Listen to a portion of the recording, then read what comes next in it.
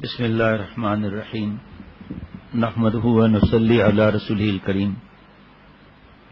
غزوہ احد کے واقعہ بتایا تھا، پھر رات کو بھائی وغیرہ حافظ ڈاکٹر شفقت اور انہوں نے کہا کہ بھئی جو آپ صلی اللہ علیہ وسلم کے رخسار مبارک میں جو کڑیاں چپ گئی تھیں اس کو کس طرح نکالا گیا، کیا ہوا؟ تو مولانا مفتی زاہد صاحب سے کہا میں نے، تو انہوں نے سیرت مصطفیٰ صلی اللہ علیہ وسلم حصہ نمبر 2 اس سے نکال کر دیا مجھے، جو کتب خانہ مظہری کی چھپی ہوئی ہے، صفحہ نمبر 202 ہے۔ اس سے پہلے پھر دوبارہ عرض کرتا چلوں کہ جیسے غزوہ احد میں 70 صحابہ رضوان اللہ علیہ مجمعین شہید ہوئے اور کتنی دیر تک یہ غزوہ چلا، تو ہزاروں اس کے صفحات ہو جائیں گے مختلف کتابوں سے ملا۔ جس طرح قرآن پاک کا درس دیتے ہیں مولوی فرحان، تو وہ تو مختصر درس ہوتا ہے نا، کہ اس کے درمیان بھی کتنے تفاسیر سے رات کو دیر تک 2 بجے تک پڑھنا کرنا۔ تو یہ اس کا بار بار عرض کرتا ہوں کہ آسان نسخہ اللہ تعالیٰ کو راضی کرنے کا، آپ صلی اللہ علیہ وسلم ہم سے خوش ہو جائیں، جو حضرت دعا مانگتے تھے اللہ جانے کے رسالت صلی اللہ علیہ وسلم کو ہم سے مسرور فرما دیں اور ہمارے گناہوں کو مغفور فرما دیں، اور آپ صلی اللہ علیہ وسلم سے ہمارے گناہوں کو مستور فرما دیں۔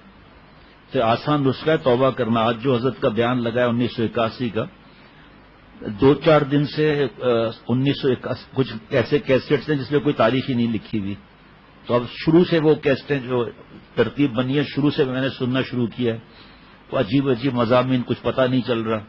اس میں سے 5 بیان ایسے جو اندازہ ہوا کہ بنگلہ دیش کے ہیں۔ پھر 3-4 دن سے جو ہے وہ ایک بہت ہی کمزور آواز آتی کیسٹ میں، اور حضرت والا رحمۃ اللہ علیہ ایسا لگتا تھا وہی حضرت بیان فرما رہے ہیں۔ تو بار بار نہ بولنا پڑے گا، کسی اور کو بھی موقع دینا چاہیے۔ تو پھر حضرت والا نے اچانک فرمایا، حضرت حافظ جی حضور رحمۃ اللہ علیہ دامت برکاتہم فرما رہے ہیں۔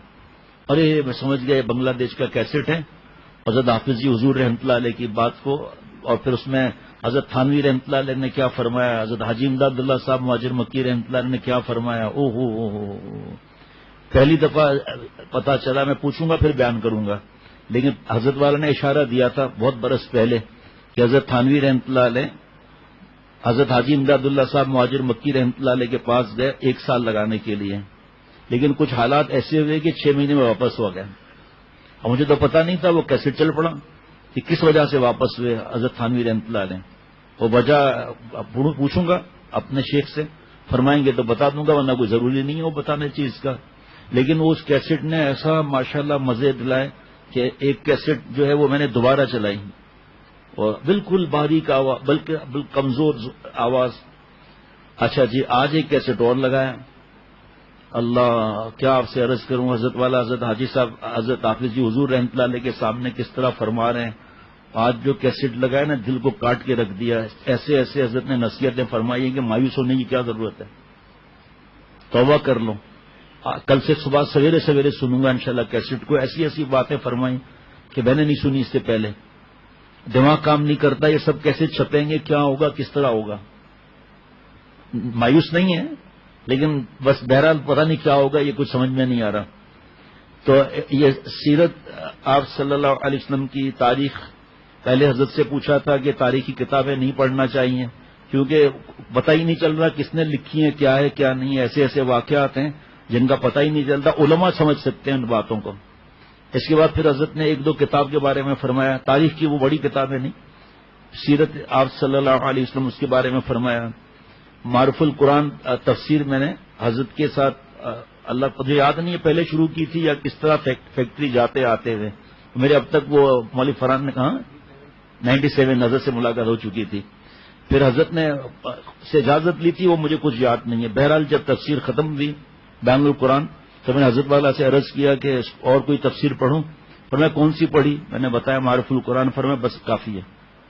اب اگر تمہیں کوئی اچانک کوئی ضرورت ایسی ہو تو اگر سمجھ آئے تو ٹھیک، ورنہ پھر آگے مجھ سے پوچھ لو یا مفتی صاحب سے پوچھ لو، جیسا معاملہ ہو۔ تو اسی طرح ابھی میں کچھ کہوں تو پھر صحیح نہیں ہے، مناسب بات نہیں ہے، لیکن بہرحال مشورہ ہونا چاہیے اس میں کہ آگے چل کے ایسا نہیں کہ ذہنی دوسرا ہو جائے۔ جیسے میں نے حضرت نے فرمایا تھا حضرت مجدد کی کتابیں پڑھا کریں، تو حضرت تھانوی رحمۃ اللہ علیہ کے ساتھ 2 یا 3 اور بزرگوں کے نام لکھے ہوئے تھے اس کتاب پر، وہ کربلا کے بارے میں۔ یہ تو اللہ کا شکر ہے کہ مجھے اس وقت کچھ بھی یاد نہیں ہے۔ کم از کم 1 سال تک میں جتنا پریشان رہا ہوں مجھے پتا ہے، جتنا میں پریشان رہا ہوں مجھے پتا ہے۔ میں دوسروں کو پریشان کروں تو صحیح تو نہیں یہ۔ اس وجہ سے کوئی بھی حالات ہوں، ایک ہی راستہ ہے اللہ کو راضی کرنے کا، آپ صلی اللہ علیہ وسلم کی ہر بات پہ عمل کرنا۔ اللہ تعالیٰ اتنے دن سے سیرت کی باتیں کہلوا رہے ہیں، تو اس پر عملی صورت کیا ہے؟ غصے کو کتنا کنٹرول کیا، گناہوں سے کتنا بچے، میڈیا کے اندر کتنا گھسے، عجیب عجیب لوگوں کی باتیں کوٹ ہو رہی ہیں، مسلمان بھی نہیں ہے اس کی کوٹ ہو رہی ہے، جو عمل نہیں کرتا اس کی۔ ہم نے تو اپنے شیخ سے سنا کہ بھئی دین کی کتاب تم کوئی پڑھ رہے ہو اور وہ بے عمل ہے، فاسق ہے، تو تم اس کی صحبت میں ہو۔ جس کی کتاب پڑھ رہے ہو نا اس کی صحبت میں ہو، اس کا اثر کتاب میں بھی آئے گا۔ کسی اللہ والے کی کتاب پڑھ رہے ہو، اس کے انوارات اس کتاب میں ہوں گے جس سے فائدہ ہوگا۔ کسی اللہ والے کی کوئی کتاب ہے کورس وغیرہ کی، وہ پڑھ رہے ہو، اس کا نور ہوگا۔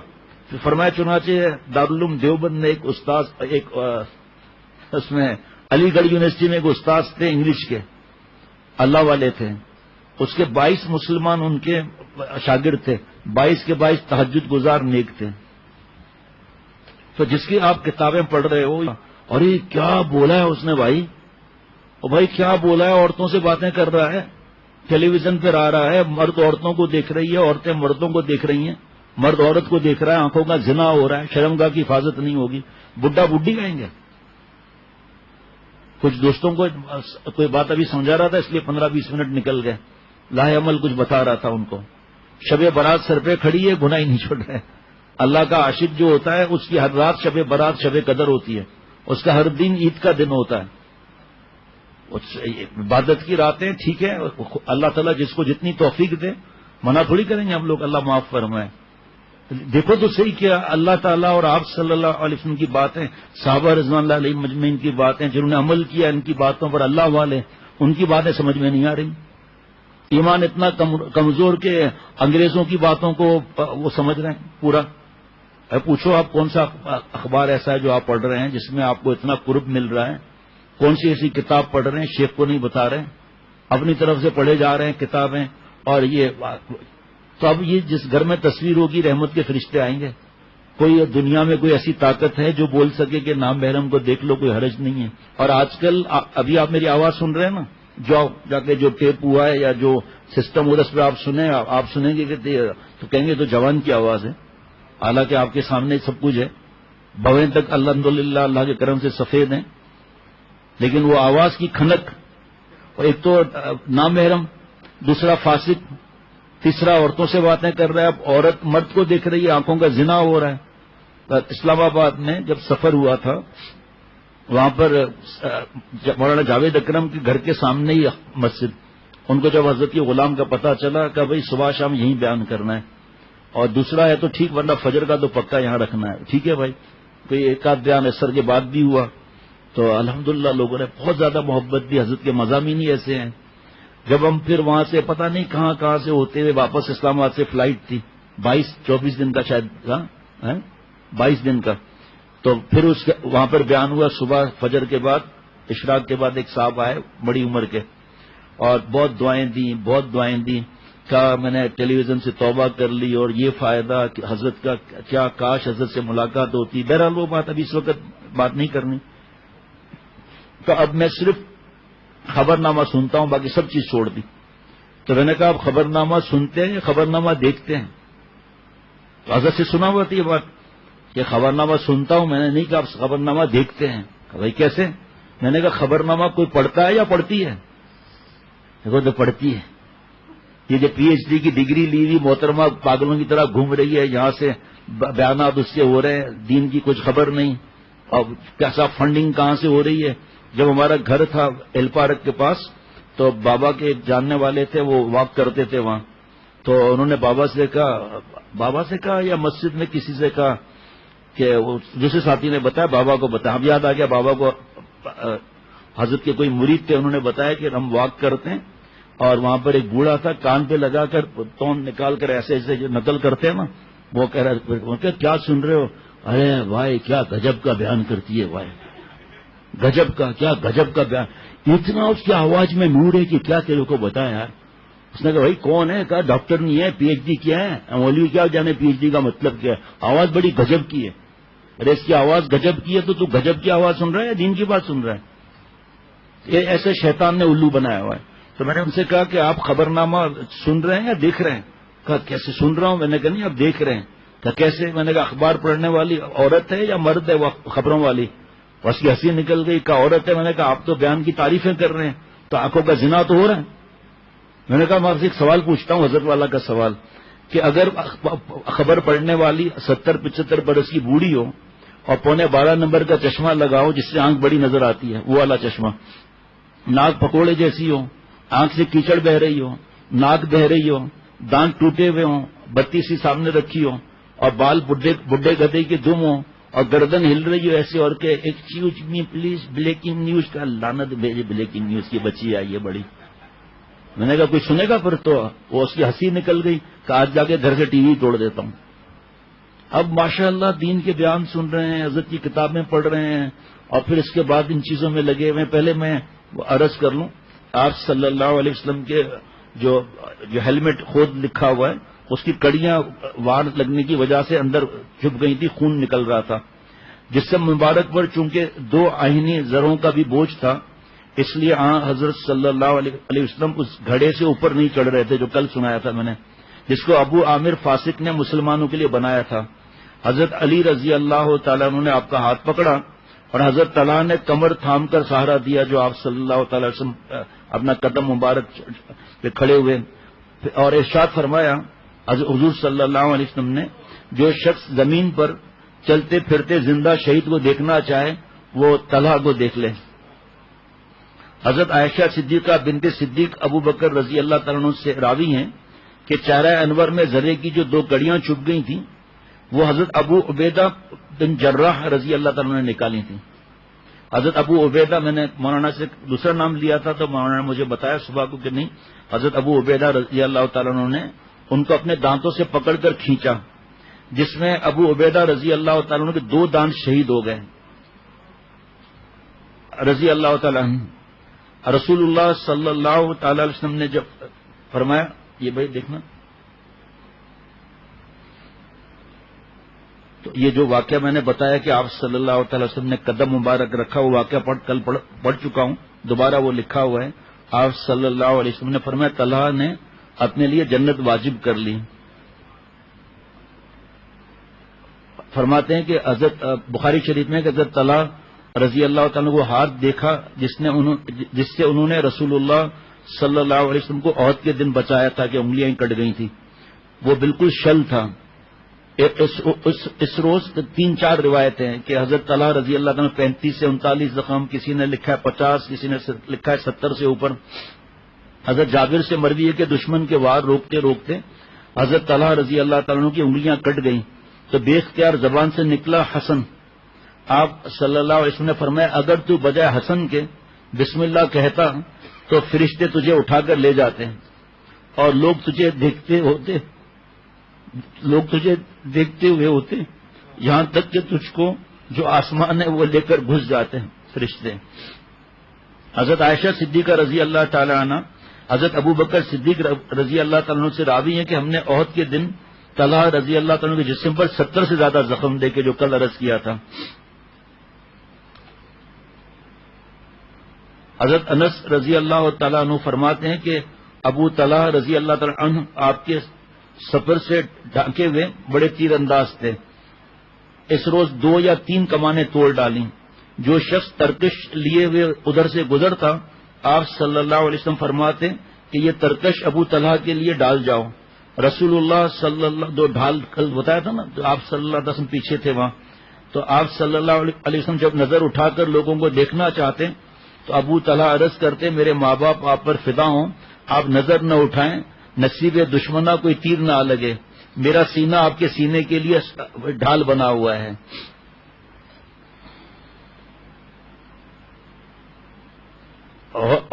سبحان اللہ۔ عہد کے دن حضرت سعد بن ابی وقاص رضی اللہ تعالیٰ عنہ قریب 1000 تیر چلائے، کھینچنا اور مارنا. جس طرح آپ صلی اللہ علیہ وسلم انبیاء علیہ الصلوۃ والسلام کے بعد آخری نبی ہیں، خاتم النبیین ہیں، کمالات نبوت آپ پر ختم تھے، اسی طرح آپ پر محبوبیت ختم تھی اور صحابہ رضوان اللہ علیہ مجمعین پر عشق ختم تھا. خدا کی قسم، یہ حضرت مولانا الیاس صاحب کاندھلوی رحمۃ اللہ علیہ فرما رہے ہیں کہ خدا کی قسم اس فدائیت کے سامنے لیلا مجنو کی داستانیں سب مٹی ہیں. یہ جو میں نے عرض کیا تھا اب وہ آگے آ رہا ہے. حضرت انس رضی اللہ تعالیٰ عنہ راوی ہیں کہ احد کے دن رسول اللہ صلی اللہ علیہ وسلم اپنے چہرے انور سے خون پوچھتے جاتے تھے اور یہ کہتے جاتے تھے وہ قوم کیسے فلاح پا سکتی ہے جس نے اپنے پیغمبر کا چہرہ خون آلود کیا اور وہ ان کو ان کا پروردگار کی طرف بلاتا ہے.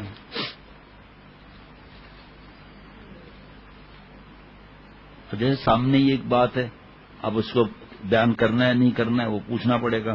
حضرت عبداللہ بن مسعود رضی اللہ تعالیٰ عنہ فرماتے ہیں گویا رسول اللہ صلی اللہ علیہ وسلم میری نظروں کے سامنے ہیں، پیشانی سے خون پہنچتے جاتے تھے اور یہ فرماتے جاتے تھے اے پروردگار میری قوم کی مغفرت فرما، وہ جانتے نہیں، مغفرت فرما جانتے نہیں.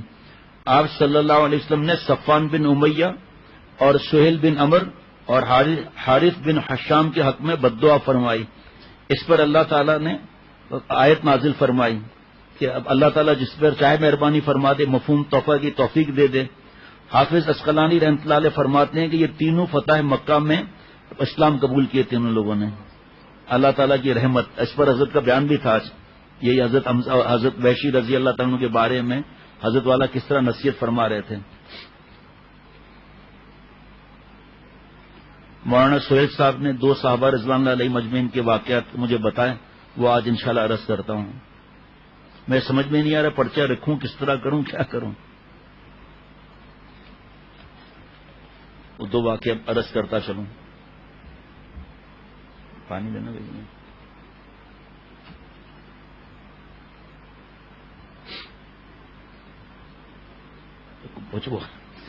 جیسے پرچہ کاغذ اوپر کرتے ہیں نیچے کا پھر سامنے کوئی چیز مل جاتی ہے.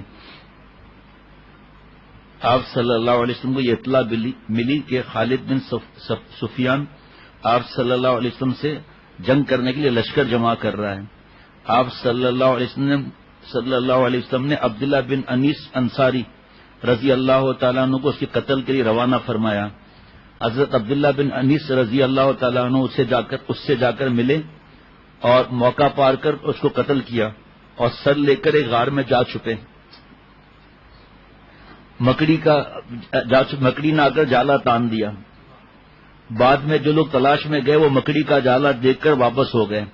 بعد ازاں حضرت عبداللہ رضی اللہ تعالیٰ عنہ اس غار سے نکلے، شب کو چلتے اور دن کو چھپ جاتے.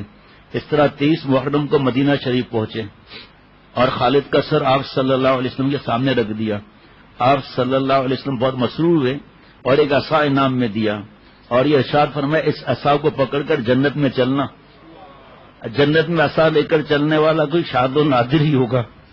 اور فرمایا کہ یہ میرے اور تیرے درمیان ایک نشانی ہے، قیامت کے دن ساری عمر حضرت عبداللہ رضی اللہ تعالیٰ عنہ اس عصا کی حفاظت فرماتے رہے اور پھر عصا کو ساتھ ہی دفن بھی کر دیا گیا. اب یہ واقعہ جو مولانا سہیل میاں نے بتایا مجھے، مائع سفر میں ایک واقعہ رجی پیش آیا.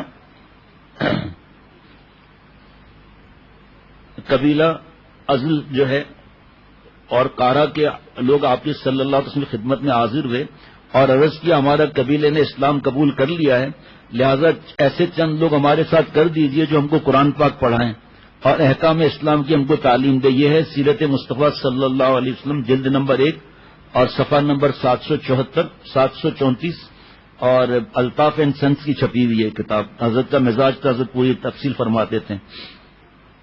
آپ صلی اللہ علیہ وسلم نے 10 آدمی ان کے ہمراہ کر دیے جن میں سے بعض کے نام حسب ذیل ہیں. 7 میں سے چند نام لکھے ہیں. عاصم بن ثابت جو امیر مقرر ہوئے تھے اور مرثد اور عبداللہ اور خبیب بن عدی اور زید بن دشنا، خالد بن ابی بکر معتب اور عبداللہ بن طارق کے اللہ بھائی رضوان اللہ علیہ مجمعین، یہ لوگ جب مقام رجی پر پہنچے تو مکہ اور اسفان کے مابین واقعات ان غداروں نے مسلمانوں کے ساتھ بد عہدی کی. وہ 70 والے واقعہ الگ ہے وہ، اور اشارہ کر دیا انہوں نے بنو لیحان کو. بنو لیحان 200 آدمی لے کر جس میں سے 100 آدمی تیر انداز تھے، ان کے تعاقب میں روانہ ہوئے. جب قریب پہنچے تو حضرت عاصم رضی اللہ تعالیٰ عنہ اپنے رفقا کے ٹیلے پر چڑھ گئے. بنو لیحان نے مسلمانوں سے کہا تم نیچے اتر آؤ، ہم تم کو امان اور پناہ دیتے ہیں. حضرت عاصم رضی اللہ عنہ نے فرمایا میں کافر کی پناہ میں کبھی نہ اتروں گا، اور یہ دعا کی اے اللہ اپنے پیغمبر صلی اللہ علیہ وسلم کو ہمارے حال کی خبر دے. یہ روایت بخاری کی ہے. اللہ تعالیٰ نے حضرت عاصم رضی اللہ تعالیٰ دعا قبول فرمائی، اور اسی وقت بدریہ وحی کے نبی اکرم صلی اللہ علیہ وسلم ان کی خبر دی. آپ صلی اللہ علیہ وسلم نے اسی وقت صحابہ رضوان اللہ علیہ مجمعین کو خبر دی. یہ سب واقعات جو ہے وہ دل کو نرم کرنے والے ہیں اور محبت بڑھانے والے ہیں اور جان دینے کا جذبہ دلانے والے ہیں. اب وہ بچپن سے سنتے ہوئے لوہا گرم ہو مارو اس پر ہتھوڑا، کوئی نہ کوئی چیز بن جائے گی. تو دل نرم ہے نا، اس وقت گرم ہے. ایک دعا حضرت عاصم رضی اللہ تعالیٰ انہوں نے اس وقت یہ مانگی، اے اللہ آج میں تیرے دین کی حفاظت کر رہا ہوں، تو میرے گوشت یعنی جسم کی کافروں سے حفاظت فرما. بعد ازاں عاصم رضی اللہ تعالیٰ عنہ اپنے ساتھ رفقا کے ساتھ کافروں سے لڑ کر شہید ہوئے. عبداللہ بن طارق اور زید بن دفنہ اور خبیب بن عدی رضی اللہ تعالی عنہم، یہ 3 آدمی مشرکین کے امن اور امان عہد اور پیمان کے بنا پر ٹیلے سے نیچے اتر آئے. مشرکین نے ان کی مشکیں باندھنا شروع کی. حضرت عبداللہ بن طارق رضی اللہ تعالیٰ عنہ نے یہ کہا یہ پہلا دھوکہ ہے، ابتدائی بد عہدی سے ہو رہی ہے، نہ معلوم آئندہ کیا کرو گے، اور ساتھ چلنے سے انکار کر دیا. مشرکین نے کھینچ کر ان کو شہید کر ڈالا، اور حضرت خبیب اور حضرت زید رضی اللہ تعالی عنہما کو لے کر چلے. مکہ پہنچ کر دونوں کو فروخت کیا. صفوان بن امیہ جس کا باپ امیہ بن خلف بدر میں مارا گیا تھا، حضرت زید رضی اللہ تعالیٰ عنہ کو اپنے باپ کے عوض میں قتل کرنے کے لیے خریدا. اور حضرت خبیب رضی اللہ تعالیٰ عنہ کے ہاتھ سے جنگ بدر میں حارث بن عامر مارا گیا تھا، اس لیے حضرت خبیب کو حارث کے بیٹوں نے خریدا. صفوان نے تو اپنے قیدی کے قتل میں تاخیر مناسب نہ سمجھی، اور حضرت زید رضی اللہ تعالیٰ عنہ کو اپنے غلام نسطاس کے ساتھ حرم سے باہر تنعیم پر میں قتل کرنے کے لیے بھیج دیا. اور قتل کا تماشا دیکھنے کے لیے ایک قریش کی ایک جماعت تنعیم میں جمع ہو گئی، جن میں ابو سفیان بن حرب بھی تھا. ہر وقت سوچتے رہے کہ اللہ تعالیٰ نے پھر بھی کیسی مہربانیاں فرمائی. یہ عجیب و غریب واقعہ ہے. ہر ہی بات ایسی ہے.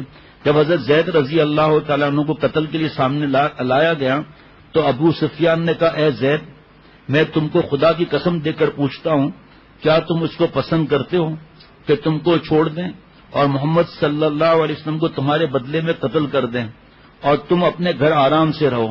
حضرت زید رضی اللہ تعالیٰ عنہ نے جھنجھلا کر کہا خدا کی قسم مجھ کو یہ بھی گوارا نہیں، ایسے وقت میں یہ بھی گوارا نہیں کہ محمد صلی اللہ علیہ وسلم کے پیر میں کوئی کانٹا یا پھانس چبھے اور میں گھر بیٹھا رہوں.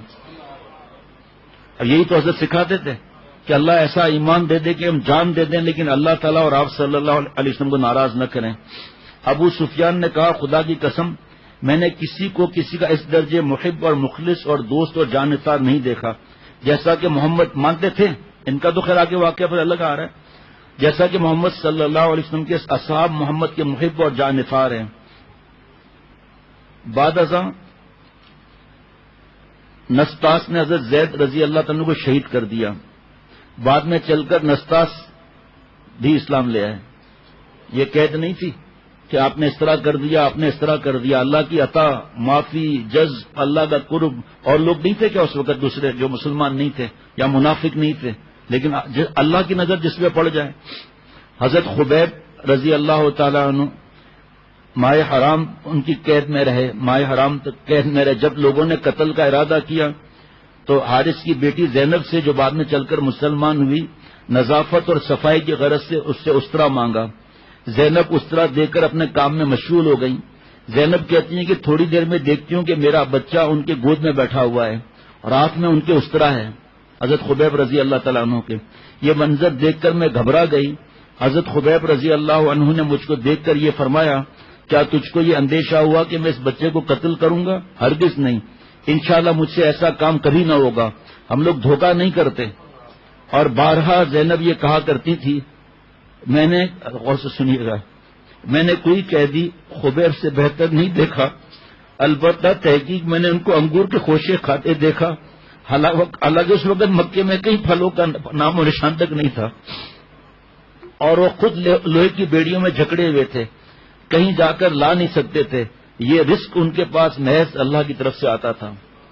جب قتل کرنے کے لیے حرم سے باہر ان کو تنعیم میں لے گئے تو فرمایا کہ مجھ کو اتنی مہلت دو کہ میں 2 رکعت نماز پڑھ لوں. لوگوں نے اجازت دے دی. آپ نے 2 رکعت نماز ادا فرمائی اور مشرکین کی طرف مخاطب ہو کر یہ فرمایا میں نے اس خیال سے نماز کو زیادہ طویل نہیں کیا کہ تم کو یہ گمان ہوگا کہ میں موت سے ڈر کر ایسا کر رہا ہوں. بعد ازاں ہاتھ اٹھا کر یہ دعا مانگی، اے اللہ ان کو ایک ایک کر کے مار، کسی کو باقی نہ چھوڑ. اور یہ شعر پڑھے.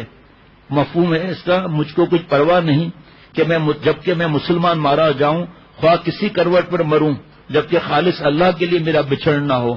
اور یہ محض اللہ کے لیے ہے، اگر وہ چاہے تو میرے جسم کے پارا پارا کیے ہوئے جوڑوں پر برکت نازل فرما سکتا ہے. ایک موقع پر حضرت نے فرمایا تھا، کوئی اور موقع پر،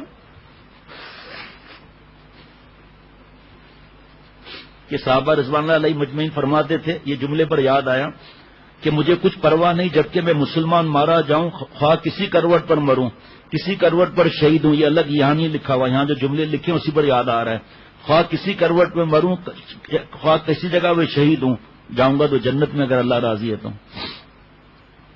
بعد ازاں حضرت خبیب رضی اللہ تعالیٰ عنہ سولی پر لٹکائے گئے اور شہید ہوئے، اور آئندہ کے لیے یہ سنت قائم کر گئے کہ جو شخص قتل ہو وہ 2 رکعت نماز ادا کریں.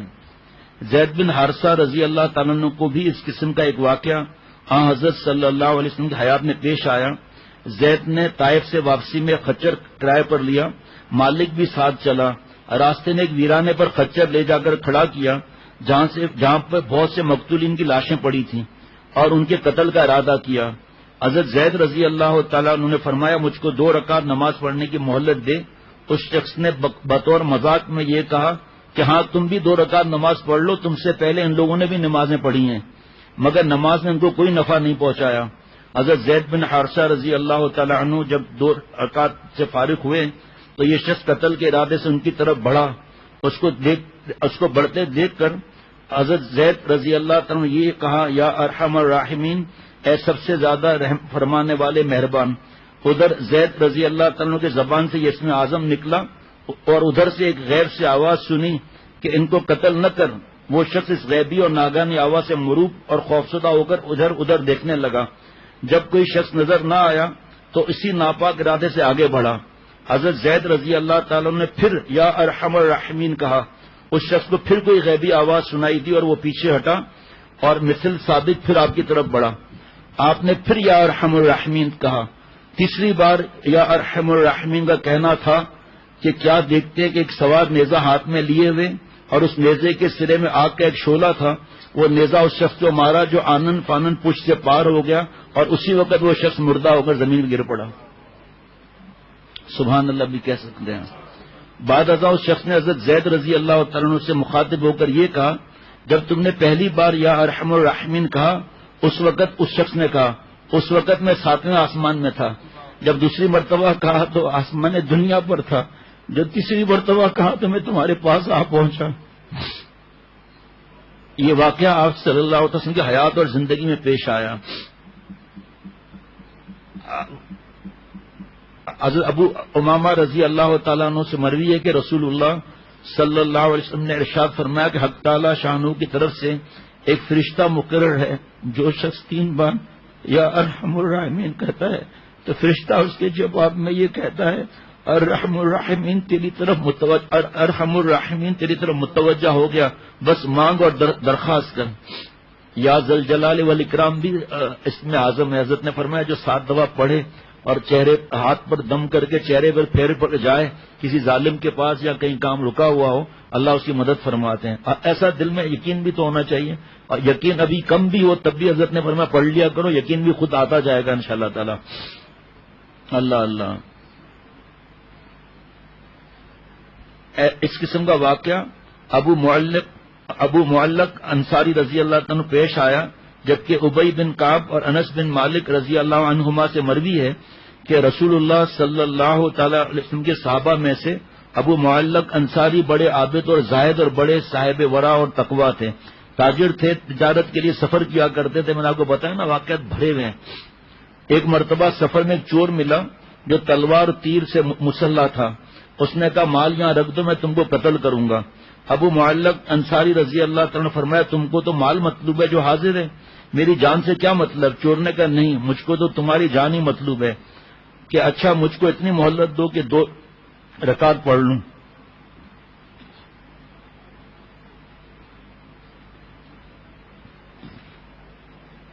چور نے کہا ہاں نماز جتنی چاہے پڑھ لوں.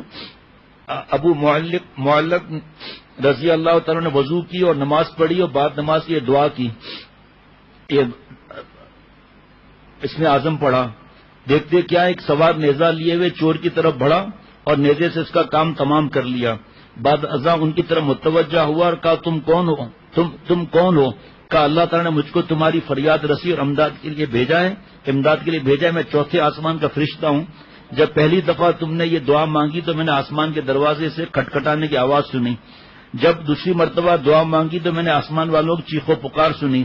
جب نے دوسری بار دعا مانگی تو کسی مستر اور مبتلا کرب غم کی دعا ہے. اس وقت میں نے حق تعالیٰ سے درخواست کی مجھے اس کے قتل پر معمور کیا جائے.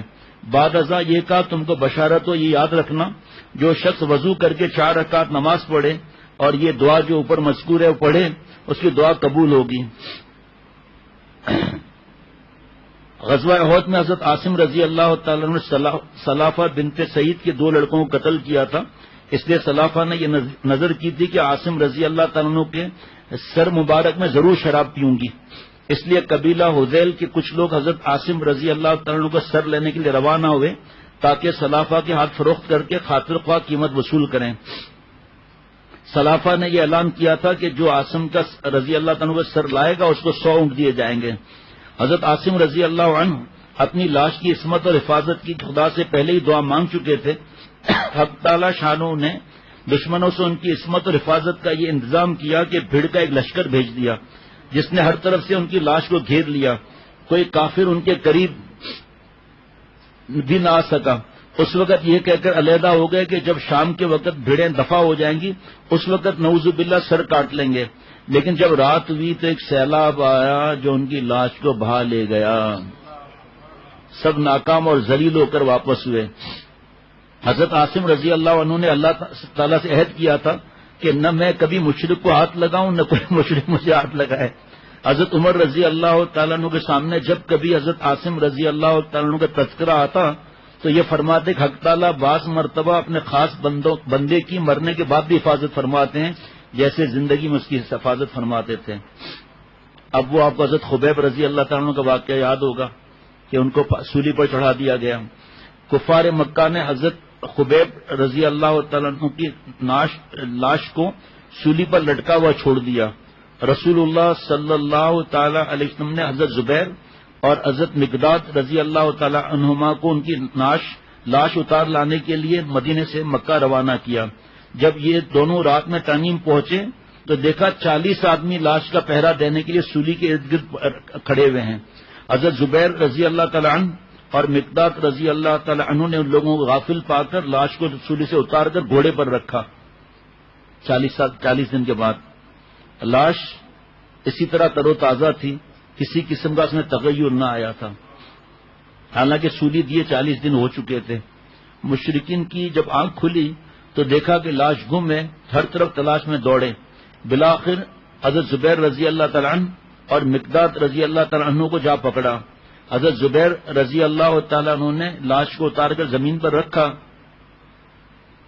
فوراً زمین شک ہوئی اور لاش کو لے گئی.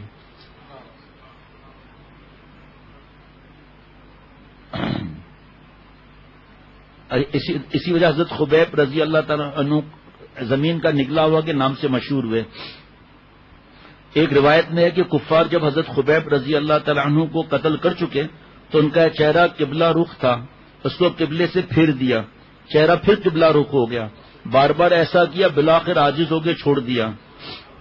اللہ اکبر.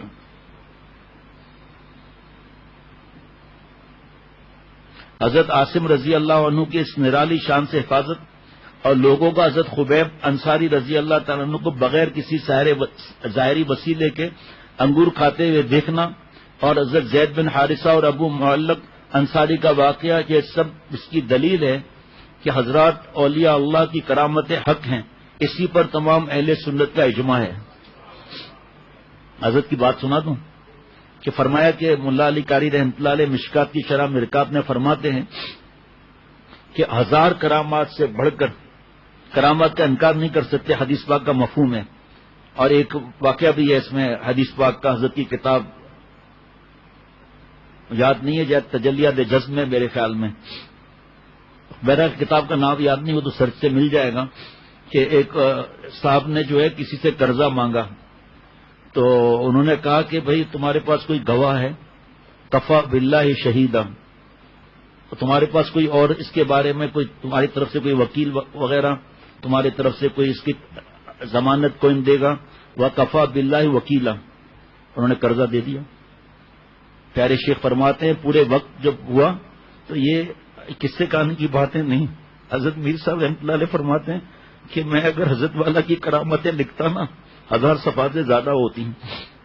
حضرت نے منع فرما دیا سختی سے، خبردار اگر کچھ بھی لکھا ہے تو امت جو ہے کرامتوں کے اندر ہی رہے گی اور تقویٰ اور ان چیزوں کی فکر نہیں کرے گی.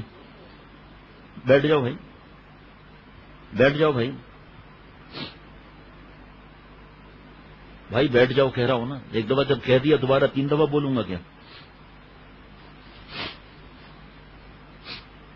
تو حضرت میر صاحب رحمۃ اللہ فرمایا بس حضرت والا یہی نصیحت فرما دیتے ہیں کہ بھائی 1000، کیونکہ چھپتے بازیاں زیادہ ہو گئی ہیں نا، بہت زیادہ ہو گئی ہیں، تو لوگ اسی کے اندر چلے جا رہے ہیں. کوئی ہوا پر اڑے گا تو ہم بیت ہو جائیں گے، مکھی ہوا پر اڑتی ہے اس سے بیت ہو جاؤں. تو پیارے شیخ فرماتے تھے کہ جو مشکات کی شرح مرکات میں ہے نا کہ 1000 کرامات سے بڑھ کر دین پر استقامت سے رہنا ہے. اور فرمایا دین پر استقامت کا پتہ ایئرپورٹ پہ چلے گا، بس اسٹاپ پر چلے گا، ریلوے اسٹیشن پہ پتہ چلے گا، شادی جس میں اللہ کی نافرمانی ہے وہاں پتہ چلے گا، رشوت کے موقع پر پتہ چلے گا، سود کے موقع پر پتہ چلے گا. اس وقت لوگ ایسے مجبور ہیں کہ ایک صاحب کا اندازہ ہوا، ان کا کوئی پیشہ ہے جو آج کل بند ہے، پتہ چلا انہوں نے قرضہ لے کر راشن لیا ہے، قرضہ لے کر راشن لیا. وہ دکان والا کتنا کو قرضے دے گا؟ دوسرے کا پتہ کرایا تو پتہ چلا کہ اس بیچارے نے اور امانت کسی کی رکھی تھی، اس میں سے کچھ 1000 روپے لے کر گھر کا خرچہ خریدا جا کر. حضرت تھانوی رحمۃ اللہ علیہ فرماتے ہیں کہ جو خود مقروض ہو کسی کی امانت اپنے پاس نہ رکھے، ورنہ امانت میں خیانت کرنا تو کسی صورت میں اجازت نہیں ہے. گناہ کرنے سے بہتر ہے کہ آدمی جس کو اپنا سمجھتا ہے اس کو دل کا حال کہہ دیں. تو یہ تو خامخواہ گناہ کر کے پریشان ہونا، دکاندار تنگ کرنا. میرا مطلب یہ کہ اب آج حضرت کا بیان تھا، ابھی آپ لوگ بھی گواہ ہیں. حضرت نے فرمایا اپنے مال پر نظر نہیں کرنا، اپنے پوسٹ پر نظر نہیں کرنا، اپنے بیانات پر نظر نہیں کرنا. یہ سب کام نہیں آئیں گی چیزیں وہاں پر کہ میں نے ایسا بیان کرتا تھا، وہ ایسا، انہوں نے یہ تعریف کر دی، اتنے میسج آ گئے. یہ اللہ کی عطا ہے. ما اصابک من حسنۃ فمن اللہ. فرمایا کرامت کا یہاں پتہ چلے گا جب حسین لڑکی کوئی سامنے آئے. کرامت کا یہاں پتہ چلے گا جب کسی پر غصہ آ رہا ہے، غصہ نہیں کیا. یہ استقامت کا وہاں پتہ چلے گا. تو حضرت میر صاحب کو حضرت منع فرما دیا کہ امت پر اسی چکروں میں رہے گی. حضرت میر صاحب کا جملہ رحمۃ اللہ علیہ کا کہ 1000 صفحات سے اوپر ہوتا معاملہ. تو جب وقت پورا ہوا جو وعدہ کیا تھا، جب دریا کے کنارے گئے تو کوئی کشتی وغیرہ کچھ بھی نہیں. اب پریشان ہو گئے. ایک لکڑی کا بڑا سا ایک ٹکڑا چلا آ رہا تھا، اس کو جا کے لے آئے، اس میں کاٹا اس کو اور اس کے اندر پیسے رکھے وہ، اور تیل وغیرہ لگا کر اندر خط بھی رکھا کہ آپ سے وعدہ تھا، لیکن کیا کریں کوئی کشتی ہی نہیں ہے. اللہ سے دعا کی کہ اللہ ان کو وہاں تک پہنچا دیجئے. وہ بیچارہ انتظار میں بیٹھا ہے. آگے لوگوں نے وعدے بھی تو کیے ہوتے ہیں نا، ان کے بھی تو خرچے ہوتے ہیں نا. جتنے دھندے چل رہے ہیں نا زیادہ تر سود کا ڈھانچہ ہے زیادہ تر، اور ٹوپی گھمانے کا ہے، ٹوپی گھمانے کا ہے. قرضہ لے لے بھائی، 3 مہینے کے قرضے پر مال دے دے، آگے 2 مہینے کے قرضے مال دے دیا، آگے اس نے دے دیا مال، اب ادھر پیسہ جیسی مشکل ہوئی تو یہ پھنس گیا، یہ پھنس گیا، یہ پھنس گیا، یہ بھی پھنس گیا۔ آمدی ایماندار ہے، ایماندار تو دوسری بات ہے، مطلب ایماندار ہے، واقعی پیسہ دینا ہے۔ ابھی اس وقت بھی میں کئی لوگوں کو جانتا ہوں کہ حالات ایسے ہو گئے، پیسہ دینا ہے ان کا، کبھی خیانت نہیں کی، کہاں سے دیں گے؟ اس وقت کے حالات سے پہلے کی بات کر رہا ہوں، ابھی کی بات نہیں کر رہا میں۔ کورونا سے جو حالات ہو رہے ہیں نا، اللہ معاف فرمائے، یہ جو اس طرح قرضے قرضے قرضے، پیارے شیخ فرماتے تھے کہ پیسہ اپنے پاس کا، رشتہ داری دور کی، جو قرضوں پر چلتے ہیں نا، اور دیکھتے ہیں کہ ہمارے جو ہے لوگوں پر 50 لاکھ نکلتے ہیں، آگے 30 لاکھ دینے ہیں، اور ایک ساتھ تھوڑی دینے ہیں، آستے آستے دینے ہیں، چلو خرچہ کر ڈالو، نئی گاڑی خرید لو بھائی۔ نیت تو صحیح ہے لیکن کسی سے پوچھتے تو نہیں ہے نا، ضرورت کیا ہے دھندا بڑھانے کی، اتنا پریشان اپنے آپ کو بیمار کرنے کی کیا ضرورت ہے؟ تمہاری کھوپڑی تیز ہے، تم اچھا بزنس کر رہے ہو، اللہ تعالیٰ سب کی میری عمر میں برکت دے، خدا نخواستہ انتقال ہو گیا تو دوسرا بھی ایسا چلا سکے گا کیا؟ بس جتنا ہے اتنا بس کافی ہے۔ حضرت والا فرماتے تھے کہ میری والدہ محترمہ فرماتی تھی کہ حساب جو بخشش 100 پیسہ جو ہے بکس میں وہ پیسہ ہمارا نہیں ہے، تو پیسہ ہے اپنے ہاتھ کا پیسہ ہے۔ یہ کیسے امانت دار تھے آپ دیکھو، آپ اب یہ بیچارے آ کر کھڑے رہے کہ کشتی آئے پیسے ملے تو آگے کام چلے، تو کچھ بھی کشتی تو کیا ہے، وہ لکڑ گٹھڑ چڑھا رہا ہے دریا کے سہارے پر، چلو کب اسی سے کوئی دال روٹی کر لیں گے بیچ کر، اور جا کر تو توڑا تو وہی پیسے نکلے جتنے انہوں نے دیے تھے ادھار، اور پرچہ بھی لکھا ہوا ہے ساتھ میں۔ دوسرے دن وہ صاحب پہنچ گئے کہ آپ سے جو پیسہ لیا تھا پتہ نہیں آپ کو ملے نہ ملے، یہ آپ کے وہ پیسے دوبارہ، اور انہوں نے کیا کہا، فرمایا کہ بھئی مجھے میرے پیسے مل گئے، جزاک اللہ۔ اب حالات دیکھو یہ کس چیز کی نصیحتیں ہیں یہ۔ تو حضرات اولیاء اللہ کی کرامت حق ہیں، اس پر تمام اہل سنت کا اجماع ہے۔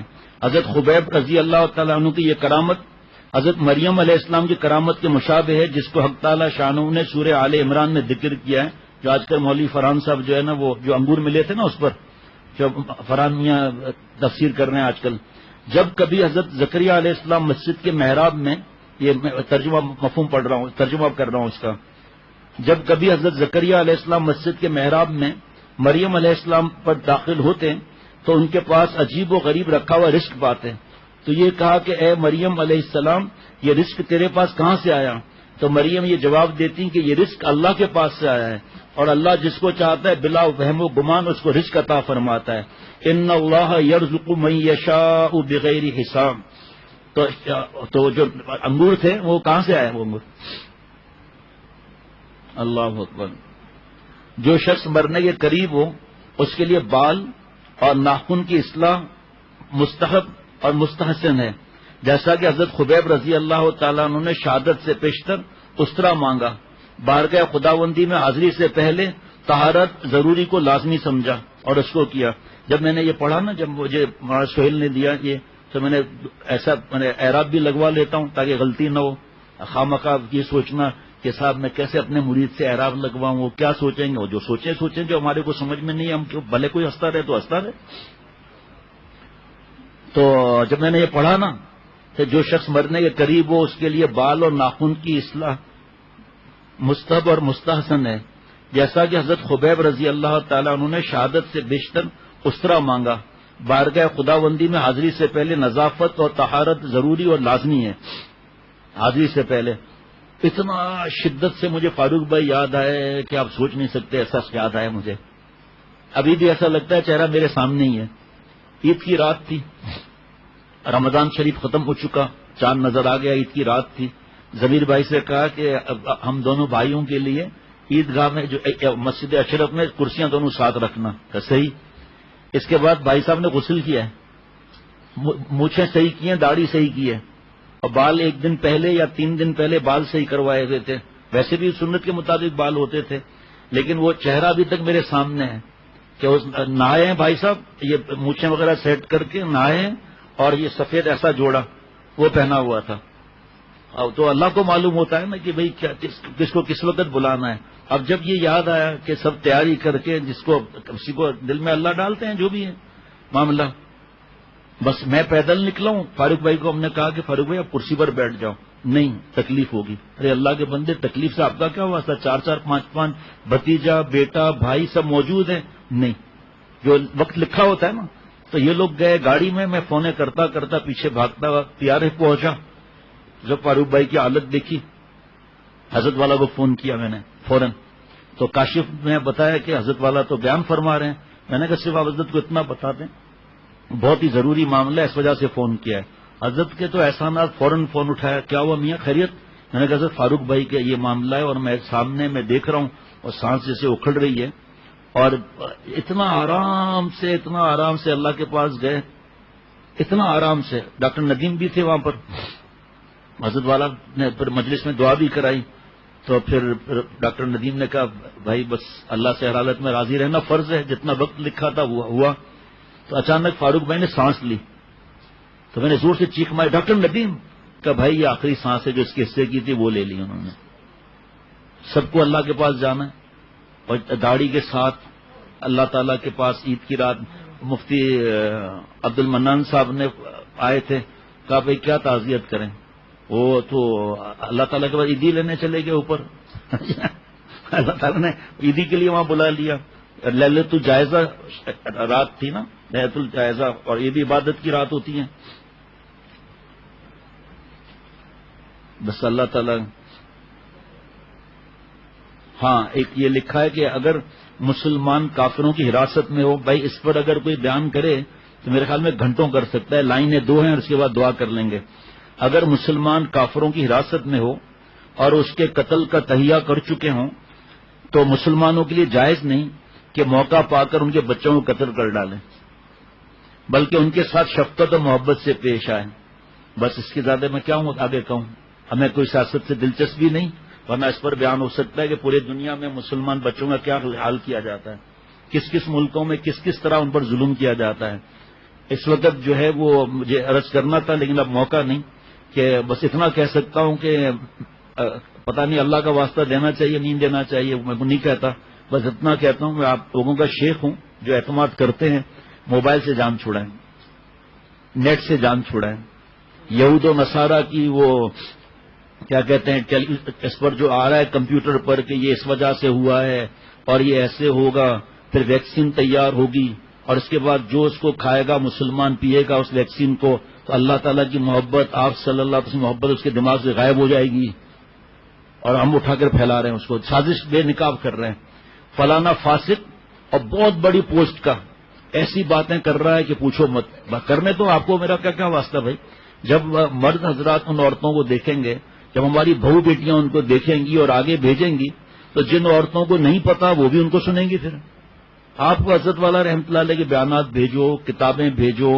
آپ کو اگر مجھ سے مناسبت ہے تو حضرت کی باتیں ہیں سیرت کی باتیں آپ سن رہے ہو. جب آپ اتنا موبائل میں مصروف ہیں جب اتنا کمپیوٹر میں مصروف ہیں تو سیرت کے کیا بیانات سنیں گے پھر آگے کسی کو کیا پھیلائیں گے. کل تو ہاں مجھے بتایا کہ ہمارے دوست نے کہ میرے چھوٹے چھوٹے بچے ہیں سیرت کے بیان میں ادھر ادھر بھاگتے ہیں. جب سے سیرت کا بیان شروع ہلتے ہی نہیں ہیں. اور زبیر ہمارے دوست ہیں ان کی بچی نے کل جب حضرت ام عمارہ رضی اللہ تعالیٰ عنہ کا بیان سنا بتا رہے تھے بہت جوش میں تھی اور کہا حضرت ام عمارہ رضی اللہ تعالیٰ ناک میں تلوار ڈال دیں گی اس کو لگا دینا تھا. اور ایک بچے کا کوئی واقعہ رات کو بہت میسج آئے ایسے بہت زیادہ. تو جو موبائلوں میں لگا ہوا ہے جو کمپیوٹر پر لگا ہوا ہے اور فاسقوں کی باتیں بھیج رہا ہے کہ کتنا اچھا کہہ رہا ہے. اب بھائی اتنی محبت ہے دین سے تو پھر سنت کے طریقے پر میں آ جاؤں نا تقویٰ کے طریقے پر آ جاؤں اللہ تعالیٰ اور آپ صلی اللہ علیہ وسلم کی باتیں مانوں. فلاں اینکر نے یہ کہہ دیا. ارے بھائی ہم نہیں کہتے ان کے لیے کچھ الحمدللہ نہ نام لیں گے نہ نام غیبت کریں گے نہ غیبت سنیں گے نہ انشاءاللہ حقیر سمجھیں گے. الحمدللہ ہمارا دین ایسا پیارا ہے کہ کفر سے نفرت واجب کافر سے نفرت حرام. چہ جائے گی کہ جو اینکر وغیرہ ہمارے مسلمان بھائی ہیں لیکن اللہ نے ہمیں اس لیے تو پیدا نہیں کیا کہ ہم ٹی وی کمپیوٹر بیٹھ کر ان کی باتیں سن کر متاثر ہو رہے ہیں. وہی کی باتیں سمجھ نہیں آ رہی احادیث مبارکہ سمجھ میں نہیں آ رہی. حضرت کی کتابیں پڑھ کر دکھاؤ ابھی تو وقت ہے نا. آج کل کیا ذمہ داری ہے شروع کرو حضرت کی کتابیں. اس میں سے آج کل تو سنا ہے کہ کتاب پڑھ رہے ہیں تو پہلا صفحہ جیسے چھٹا صفحہ چل رہا ہے اس میں 4 لائنیں کوئی پسند آئیں تو میں نے سنا اتنا آسانی سے اس کو کاٹ سکتے ہیں وہاں سے. کتاب سے نہیں کمپیوٹر کی بات کر رہا ہوں. مجھے دکھایا بھی ایک صاحب نے کہ اس میں سے اس کو الگ کر کے بٹن دبایا وہ سیو ہو گیا, آگے انہوں نے پتہ نہیں کتنوں کو بھیج دیا. یہ کام کرو نا. حضرت کی چھوٹی بڑی کتابیں ان دنوں میں پڑھ کر دکھاؤ تو میں مان جاؤں ان کے اندر کیا رکھا ہوا ہے. یہ لوگ, ہم نہیں کہتے مخلص نہیں ہیں, لیکن مخلص ہیں ماشاءاللہ. اپنے ساتھ تو مخلص ہو نا پہلے. تو انفسکم و اہلیکم نارا, آپ لوگ اینکرز کو دوسروں کی فکر پڑی ہوئی ہے نا, تو اپنی فکر پہلے ضروری ہے نا. قرآن پاک کا معاملہ ہے, ہماری آپ کی بات تو نہیں.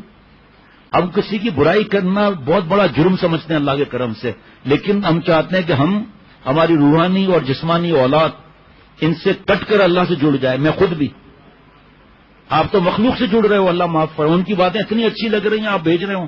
آپ خاتون صاحبہ ہیں تو خاتون کو بھیج رہی ہیں, اب وہ تو ان کے ساتھ جڑیں گی نا, ان کی اور بات, ارے یہ بڑی اچھی بات کہہ رہے ہیں, اور اس کے کون کون سے پروگرام ہیں, اور کتنے اس کے کلپس ہیں, اور اس کے کتنے تقریریں ہیں, وہ سب سنتے سنتے بڈھے ہو جائیں گے.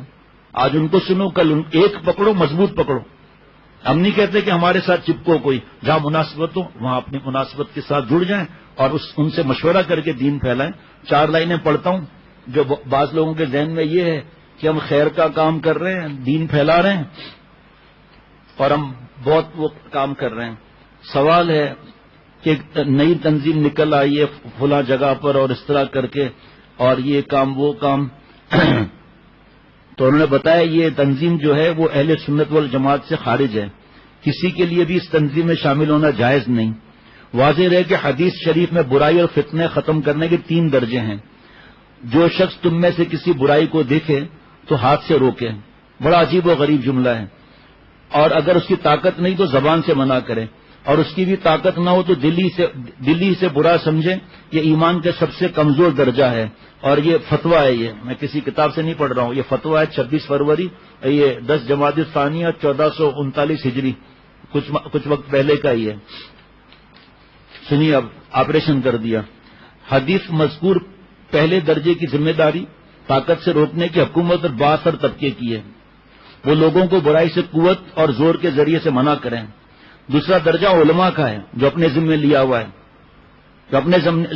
ہوا ہے کہ فتاوات بھیج رہے ہیں مختلف قسم کے. اور صحیح ہے فتوا, لیکن کس کو آپ بھیج رہے ہو بھائی؟ اگر انہوں نے خدا نخواستہ دین کو برا کہہ دیا تو اس کا تو ایمان چلا گیا, اس کا تو نکاح ہے تو نکاح ختم ہو گیا. مریں گے تو مرد عورت وہ جو چیمپئن بن کر بھیج رہے ہیں, ان کو خود فکر نہیں ہے پوچھنے کی. آپ کو کیا معلوم؟ اس فتوے کے بعد انہوں نے کچھ سوالات اور پوچھے, اور پھر آپس میں مفتی صاحبان بیٹھے اور پھر فرمایا نہیں اب یہ تحقیق یہ ہے. وہ تو آپ کو ملی نہیں, آپ نے دوسروں کو تو بیڑا غرق کر دیا. جیسے شب برات میں اتنے برسوں سے کچھ چیزیں بیان کر رہا تھا آدمی, پچھلے شب برات میں حضرت مفتی نعیم صاحب نے کئی تحقیقات نکال کر دکھائی کہ یہ اس کے اندر نہیں ہے حدیث باغ میں اس انداز سے. اس میں نے نشان لگایا ہوا تھا ابھی پڑھنے کے لیے, کل یاد دلانا بھائی اس کو, ورنہ پھر دیر ہو جائے گی. پھر 12 تاریخ تو آج 12 ہے 13 ہے, آج 13 ہے نا, 13 ہے, تو اس کا خیال رکھنا ہے. تو دوسرا درجہ علماء کا ہے کہ حکمت اور مواعظ حسنہ کے ساتھ لوگوں کو سمجھائیں اور انہیں برائی سے منع کریں. آپ غیر شرعی طریقے پر مردوں کا فکر نہیں, عورت کا فکر نہیں, دوسروں کی فکر چڑھی ہوئی ہے, اور جو اتنا مصروف رہے گا کمپیوٹر پر کیا سنت اور کیا قرآن پاک کیا تلاوت. تیسرا درجہ عام مسلمانوں کا ہے. اگر کوئی مسلمان کسی برائی کو دیکھے تو اسے دل سے برا سمجھے.